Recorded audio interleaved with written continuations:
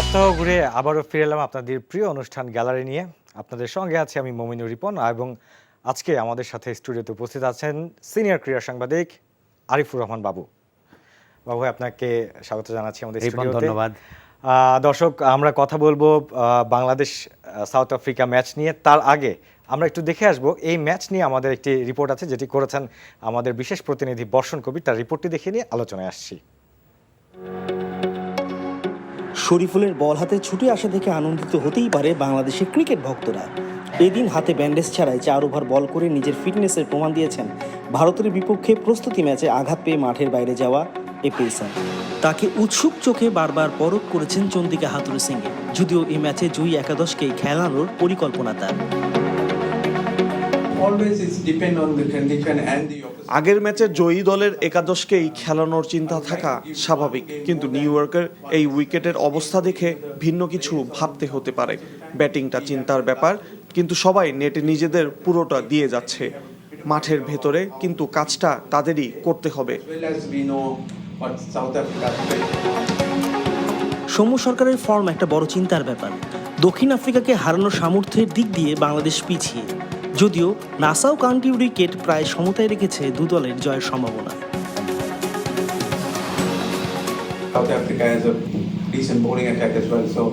নাসাউয়ের wicket বেশ রহস্যময় আচরণ করছে। আমাদের বোলিংটা ভালো, কিন্তু আমাদের চেয়ে প্রোটিয়াদের বোলিং শক্তি বেশি। টস নিয়ে কিছু বলার নেই, ম্যাচের ভাগ্য গড়ে দিতে ভূমিকা রাখতে পারে অর্ধেক।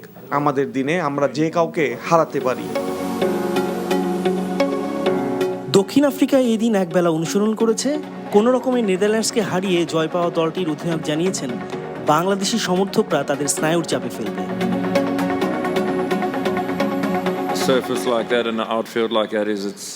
নাসাউয়ের উইকেট আসলেই চিন্তার বিষয়। এটা দু দলের জন্য সমান হবে। এ মাঠে বাংলাদেশের প্রচুর সমর্থক থাকবে, যেটি আমাদের বিরুদ্ধে থাকবে। ওয়ানডের বিশ্বমঞ্চে দক্ষিণ আফ্রিকাকে দুবার হারালেও টি-20 বিশ্বকাপে এখনও তাদের হারাতে পারেননি সাকিবরা। শ্রীলঙ্কার বিপক্ষে জয়ে বাড়তি অনুপ্রেরণা তো আছেই, সেই সঙ্গে নাসাউয়ের উইকেটও বাড়তি সাহস দিচ্ছে বাংলাদেশ দলকে। এখানকার 22 গজ বলছে যে কোনো অঘটন হতেই পারে, তবে তার জন্য ব্যাটারদের করতে হবে রান, যার দেখা নেই শান্তদের গত বেশ কিছুদিন ধরে। এখন দেখাই যাক নাসাউতে বাংলাদেশ নিজেদের দ্বিতীয় জয়টা তুলে নিতে পারে কিনা। বর্ষণ কবির, এনটিভি নিউজ, নিউ ইয়র্ক, যুক্তরাষ্ট্র।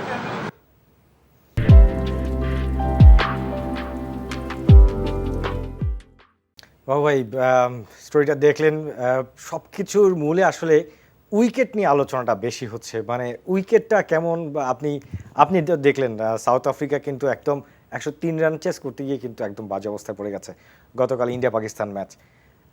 কি হতে পারে বাবু ভাই? এটা ধরেই নেওয়া যায়, যদি উইকেটের একটা অভাবনীয় বা একটা র্যাডিক্যাল চেঞ্জ আমরা না দেখি, তাহলে ধরেই নেওয়া যায় যে উইকেটটা কম রানের wicket, that is low scoring game হওয়ার সম্ভাবনা বেশি।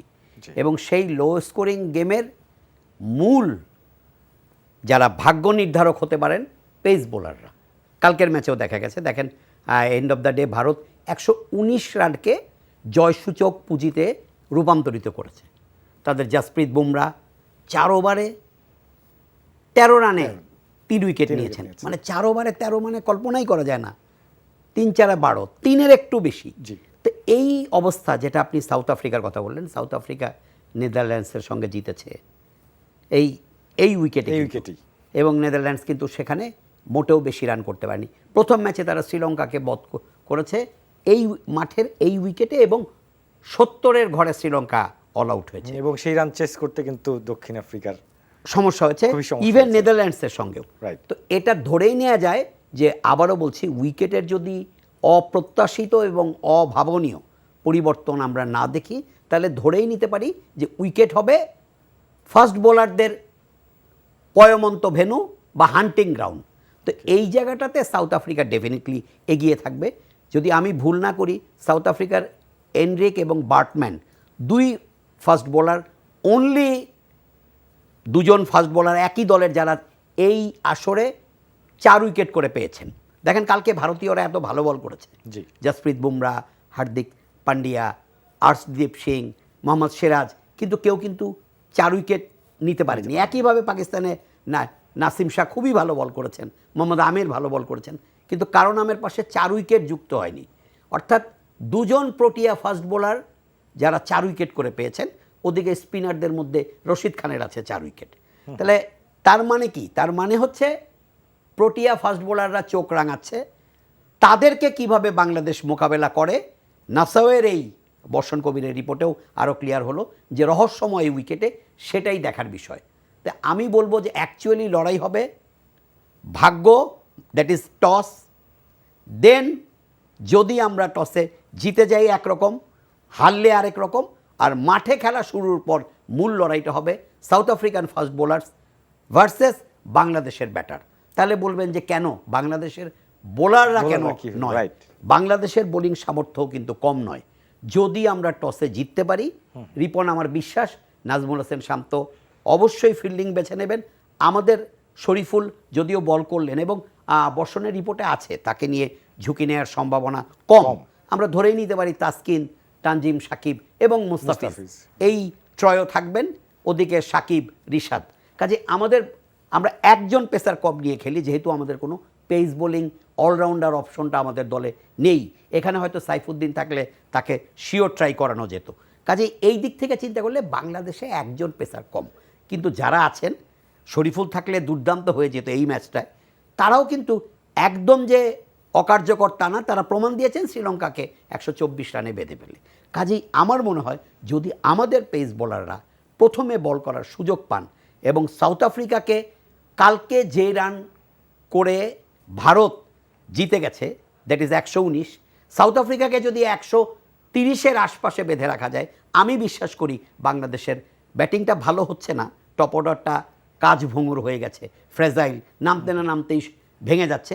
তারপরও আমার বিশ্বাস আছে আমাদের পেস বোলাররা যদি শুরুতে বল করার সুযোগ পান, প্রোটিয়াদেরকে যদি 130-এর মধ্যে আটকে রাখতে পারেন, আমাদের অবশ্যই ভালো চান্স থাকবে। আর সেক্ষেত্রে বাবু ভাই, মানে আপনি বলছিলেন যে টপ অর্ডারটা আমাদের ঠিক মতো ক্লিক করছে না আর কি, যতটুকু তাদের কাছে প্রত্যাশা তার আশেপাশেও তারা যেতে পারছেন না। এই জায়গায় আমি বর্ষণ কবির সাথে কথা বলেছি, উনি বলেছেন একটা সম্ভাবনার কথা, সেটা হচ্ছে যে হতে পারে এরকম কোনো উনি নিশ্চয়তা কিছু পাননি, সৌম্যর জায়গায় জাকের আলী আসতে পারেন, নট শিওর। যদি এসে যান, এই যে চেঞ্জটা, একটা উইনিং কমিউনিকেশন যদি চেঞ্জটা করে, এটা আসলে কতটা ইফেক্টিভ হবে নাকি দলের জন্য নেগেটিভ হতে পারে? না, এখন যা দলের অবস্থা, আপনি যখন একটা কথা আছে যে আপনি সোজা পথে হাঁটতে গিয়ে দেখলেন যে মাঝখানে বা একটা পর্যায়ে গিয়ে ব্যারিকেড, আপনাকে তো পথ খুঁজতেই হবে, তখন তো আপনাকে বিকল্প পথ, আমরা বাইপাস যেটাকে বলি, কাজেই বাইপাসে যেতেই হবে। এখন সেটা সৌম্যর কারণেই হোক, লিটন দাস গত ম্যাচে রান করেছেন, স্ট্রাইক রেট যেমনই থাকুক, বাংলাদেশ দলে আমি মনে করি যে যেটা বর্ষণ বলেছেন যে একটা ক্ষীণ সম্ভাবনা আছে বা একটা অস্ফুট সম্ভাবনার কথা শোনা যাচ্ছে যে সৌম্যকে বাইরে নিয়ে গিয়ে জাকের আলী অনেককে ইন করানো। তো এটা হতে পারে, এটা যে হতে পারে না তা না। এই জায়গাটাতেও বলবো যে এই জায়গায় নির্বাচক এবং টিম ম্যানেজমেন্ট, থিঙ্ক ট্যাঙ্কের উচিত ছিল, এখন কথা বলে যদিও লাভ নেই, অরণ্যের রোদন, মেহেদী হাসান মিরাজকে দলে রাখা। মিরাজ মেকশিফট ওপেনার হিসেবে খেলতে পারেন, তার বোলিং অপশনটা আছে, ভালো ফিল্ডার এবং দলকে উজ্জীবিত করতে পারেন। মাশরাফির পরে যদি বলেন আপনি বাংলাদেশের কোন cricketer on the field, of the field, dressing রুমে বাংলাদেশ টিমকে চাঙা রাখতে পারেন, মিরাজের সেই গুণটা আছে। কাজেই এই অপশনগুলো আমাদের টিম ম্যানেজমেন্ট, থিঙ্ক ট্যাঙ্ক কেন তারা ভাবেননি? যেহেতু টপ অর্ডারের অবস্থা ভালো ছিল না, আপনি সৌম্য আহত হয়ে প্রিমিয়ার লিগ সেভাবে খেলতে পারলেন না, লিটন দাস তখন রান করেননি, নাজমুল হোসেন শান্ত প্রিমিয়ার লিগে একটা ম্যাচে সেঞ্চুরি করেছেন কিন্তু তার সামগ্রিক পারফরমেন্স ভালো না। তা আপনার 3 জন টপ অর্ডার যখন নিজেকে হারিয়ে খুঁজতে থাকেন, তখন তাদেরকে আপনি নিয়েছেন তাদের অতীত দেখে যে তারা প্রুভেন পারফর্মার এবং তারা পারেন, অতীতের পরিসংখ্যান তাই জানাচ্ছে, সেটা ঠিক আছে, কিন্তু তারা এখন পারছেন না। তাহলে আমি কি করব? তাদের সঙ্গে একজন বিকল্প অন্তত রাখি। তো মিরাজকে রাখা যেত, সে এখন যেহেতু মিরাজ নেই, মিরাজের কথা বারবার বললে আলোচনাটাই অপ্রাসঙ্গিক হয়ে যাবে। জাকের আলী অনেককে দেখা যেতে পারে, কারণ তিনি তো অনেক সময় 2 ডাউন 1 ডাউনেও খেলেন। তবুও সাউথ আফ্রিকার এই ক্ষুরোধার এবং জাদ্রেল ফাস্ট বোলারদের বিপক্ষে জাকের আলী অনেককে স্ট্রেট ওয়েতে যদি ওপেনার হিসেবে খেলানো হয়, আমার মনে হয় সেটা হয়তো সম্ভাবনা কম, তাকে নিচের দিকেই খেলানো হবে। ওপেনার হিসেবে যদি খেলানো হয় তাহলে আমি বলবো যে এটা যুক্তিযুক্ত হবে না, বাট সেক্ষেত্রে লিটন আর তানজিদ তামিমকে দিয়ে ওপেন করানো যেতে পারে, বাট জাকের আলী অনেককে যদি নিচের দিকে রাখা যায় সেটা হতেও পারে। বাবু ভাই, লো স্কোরিং থ্রিলার এটা ঠিক আছে। পাকিস্তানের হারাটা নিয়ে কিন্তু অনেকের দুঃখ, মানে একটা দুঃখ হচ্ছে যে বোলিং লাইনে এবার পাকিস্তান এখনও ভালো আছে, কিন্তু তাদের ব্যাটিং কখনোই ক্লিক করে না। এবং যে স্টেডিয়ামে গতকাল খেলা হয়েছে, বাংলাদেশের খেলাটাও আজকে একই স্টেডিয়ামে হবে, এবং আমরা যেটা লক্ষ্য করেছি 14-15 ওভার পর্যন্ত কিন্তু ভারতও একটা মোটামুটি ভালো স্কোরের দিকে যাচ্ছিল, ইভেন পাকিস্তানও কিন্তু একই অবস্থা, শেষ 5 ওভারে কিন্তু ফল করেছে। এটা একটা কিন্তু ভাই গুরুত্বপূর্ণ বিষয়। তার আগে আপনি একটু আমাদেরকে জানাবেন যে এই পাকিস্তানের যে কলাপসটা হলো, সাউথ যুক্তরাষ্ট্রের সাথে হারলো, আপনার অভিজ্ঞতা কি বলে? প্রায় 33 বছরের অভিজ্ঞতা আপনার ক্রীড়া সাংবাদিকতার। রিপন, পাকিস্তানের যেটা হয়েছে, পাকিস্তানেরও টপ অর্ডারের অবস্থা আমাদের মতো, মানে আমাদের মিনস বাংলাদেশের মতো। কারণ আপনার বাবর আজম হচ্ছে এন্ড অফ দ্য ডে তাদের মেইন ম্যাচ উইনার। পাকিস্তানের ঘরোয়া ক্রিকেটে দেখবেন বাবর আজমকে নিয়ে অনেক ফরমার ক্রিকেটারের তির্যক মন্তব্য আমরা পাই, সোশ্যাল মিডিয়ায় পাই, ইভেন আমরা ইউটিউবেও অনেক কিছু দেখি যে একদম ওয়াসিম আকরাম, ওয়াকার ইউনুস, মিসবাউল হক, শোয়েব আক্তার, শহীদ আফ্রিদি তারাও মন্তব্য করেন, রমিজ রাজা তো করেনি। কিন্তু এটা সত্যি যে আপনাকে পরিসংখ্যান মানতেই হবে। Cricket end of the day পরিসংখ্যানের খেলা, ফুটবল না যে আপনি দৃষ্টিনন্দন সৃজনশীল শৈল্পিক ফুটবল খেললেন সেটা চোখে লাগলো। ক্রিকেটে আপনার কি ভালো খেললে আপনি রান করবেনই, আর ভালো না খেললে রান করতে পারবেন না। তো সেই স্ট্যাটকে মানদণ্ড ধরলে বাবর আজমই পাকিস্তানের চালিকা শক্তি। বাবর আজম যেদিন পারে না সেদিন পাকিস্তান পারে না, এটা এখন মোটামুটি এস্টাবলিশড হয়ে গেছে। এখন বাকি যারা, রিজওয়ান, উসমান কালকে ব্যাটিং করেছেন, শাদাব খান, ইফতেখার, ইমাদ ওয়াসিম, ফকর জামানকে ঠিক মতো তারা ইউজ করতে পারছে না। আমার মনে হয় হি ইজ ইন ফর্ম, একমাত্র যিনি ফর্মে আছেন, কিন্তু তাকে কালকে দেখলাম 4 নম্বরে খেলেছে। পাকিস্তানের যেটা হয়েছে, পাকিস্তান আমার কাছে মনে হয় রিপন, ভারতের সঙ্গে এখন তাদের মনোবল থাকে তলানিতে। আপনি যদি কালকের ম্যাচে পাকিস্তানের ড্রেসিং রুমের দিকে তাকান আর ভারতের ড্রেসিং রুমের দিকে তাকান, বিরাট কোহলি 4 রানে আউট হয়েও কিন্তু চুইংগাম চিবুচ্ছিলেন এবং বেশ খোশ মেজাজে ছিলেন। রোহিত শর্মা 13 রান করে আউট হওয়ার পর বিরাট কোহলি আর রোহিত শর্মা সারাক্ষণ চ্যাটিং করছিলেন, হইচই করছিলেন, এবং খেলার মাঝপথে ভারতীয় ড্রেসিং রুম বা ভারতের ক্রিকেটারদের দেখে মনে হয়েছে তারা জিততে চান, জয়ের বাসনা, দৃঢ় সংকল্প আছে। পাকিস্তানেরটা আপনি দেখেন, পাকিস্তানের ড্রেসিং রুমটাও একটা ম্যারম্যারে মনমরা অবস্থা। বাবর আজম আউট হয়ে গিয়ে তিনি চুপচাপ বসেছিলেন, তিনি হয়তো ধরেই ফেলেছিলেন এই ম্যাচ আমরা জিততে পারবো না। আমার কাছে যেটা মনে হয়, ভারতের সঙ্গে পাকিস্তানের পরিসংখ্যানের, স্পেশালি ওয়ানডে ওয়ার্ল্ড কাপ এবং টি-20 ওয়ার্ল্ড কাপ, আমি খুব চটজলদি বলে নিচ্ছি, ওয়ানডে ওয়ার্ল্ড কাপে 8 বারের প্রতিবার জিতেছে ভারত, টি-20তে কালকে সহ 7 বারের 5 বার জিতেছে ভারত, একবার মাত্র পাকিস্তান, একটা ম্যাচ নো রেজাল্ট। কাজেই ভারতীয়দের এই একাচ্ছত্র প্রাধান্যর কারণে পাকিস্তানিরা মেন্টালি শ্যাটার্ড হয়ে গেছে। এখন ভারতের সঙ্গে আমরা পারবো না, এটাই তারা বোধহয় ধরে নিয়ে মাঠে নামে। 119 রানের বিপক্ষে রিপন, যদি কোনো দল জাস্ট 20 ওভার উইকেটে থাকতে পারে, সেই দলের না জেতার কোনো কারণ নেই। এমন হতে পারে যে না, পাকিস্তান 16 ওভার 4 বলে আউট হয়ে গেছে, 17 ওভার 5 বলে অল আউট হয়েছে, না, পাকিস্তান তো খেলেছে, শেষ বল পর্যন্ত খেলেও তারা 6 রানে হেরেছে।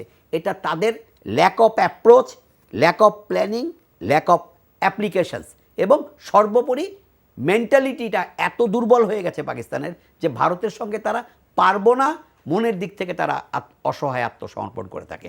জসপ্রীত বুমরা ভালো বল করেছেন, হার্দিক পান্ডিয়া ভালো বল করেছেন, আর্শদীপ সিং করেছেন, এই সিরাজ ভালো বল করেছেন, তারপরেও পাকিস্তানিদের হাতে খেলা ছিল। পাকিস্তানিরা একটু মনোবল নিয়ে, সামর্থ্যের প্রতি আস্থা রেখে খেললে এই ম্যাচটা জিততে পারতেন। কিন্তু তাদের টপ অর্ডারে দেখেন, রেজওয়ান রান করেছেন 31, স্ট্রাইক রেট হলো 70। এই 70টা যদি 100 স্ট্রাইক রেটে তিনি করতেন, তাহলেও কিন্তু বা ম্যাচের মানে সিনারিওটা অন্যরকম হতে পারতো।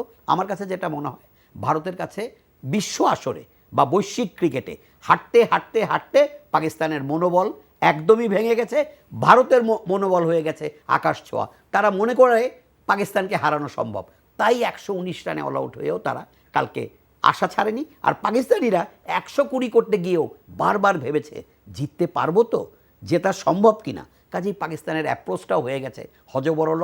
সব কিছু মিলে credit goes to Indians, but পাকিস্তানিদের জন্য এটা একটা বড় ব্যর্থতা যে 120 রান তারা করে তারা জিততে পারেনি। এটাতে শুধুই যে তাদের ব্যাটিং ব্যর্থতা ফুটে উঠেছে তা না, তাদের ল্যাক অফ প্ল্যানিং। তারা যুক্তরাষ্ট্রের সঙ্গে সুপার ওভারে একজন বাহাতি পেস বোলার অপারেট করছেন, বাহাতি ব্যাটার ফখর জামানকে নন স্ট্রাইক এন্ডে দিয়ে ডানহাতি ব্যাটারকে দিয়ে ফেস করিয়েছেন। আমরা সবাই জানি যে বাহাতির বিপক্ষে বাহাতিরা সবসময়ই কার্যকরী। আমাদের সাকিব আল হাসানের মতো ওয়ার্ল্ড মানের বোলারও বাহাতি ব্যাটারদের কাছে বল করতে গিয়ে কিছুটা হিমশিম খান। কারেন্টলি মার খাচ্ছেন তিনি, প্রায় যুক্তরাষ্ট্রের সঙ্গে 2 বাহাতির কাছেই সাকিব মার খেয়েছেন। কিন্তু সেখানে পাকিস্তানের প্ল্যানিং কি দেখলাম, ফখর জামান ওপেন করলেন কিন্তু নন স্ট্রাইক এন্ডে। তার মানে বোঝা যায় তাদের প্ল্যানিং নেই, তাদের ব্যাটারদের ফর্ম নেই, এবং ভারতীয় বোলাররা এত বুদ্ধি খাটিয়ে উইকেটটাকে কাজে লাগিয়েছেন। আর আপনি শুরুতে একটা কথা বলছিলেন 14-15 ওভার পর্যন্ত। রিপন, এখানে আমার যেটা মনে হয় বলের শাইনটা কমে যাওয়ার পর নাসাওয়ের উইকেটে একটু হলেও বল থেমে আসে এবং আনইভেন বাউন্স থাকে। আবারও আমি রিপিট করছি, নতুন বলটা মোটামুটি ব্যাটে যায়, কিন্তু যখনই নাকি বলের শাইনটা, বলের ঔজ্জ্বল্যটা কমে যায়, তখন বলটা একটু ঢিমে তালে আসে এবং বাউন্সটা কখনো একটু নামে কখনো একটু ওপরে ওঠে। এটা ব্যাটারদের জন্য সমস্যা হয়। দ্যাটস ওয়াই প্রায় ম্যাচেই দেখা যাচ্ছে শেষ 5-6 ওভার এখানে রান উঠবে কি উল্টো রানের গতি কমে যায়। এটাও কিন্তু একটু ভেবেচিন্তে পাকিস্তানের ব্যাটিং করা দরকার ছিল। এবং আমি বলবো আজকে বাংলাদেশেরও মিডল অর্ডার, লেট অর্ডারের এটা একটা গুরু দায়িত্ব থাকবে যে শেষ 5-6 ওভার আমরা যেন একটু দেখে খেলি।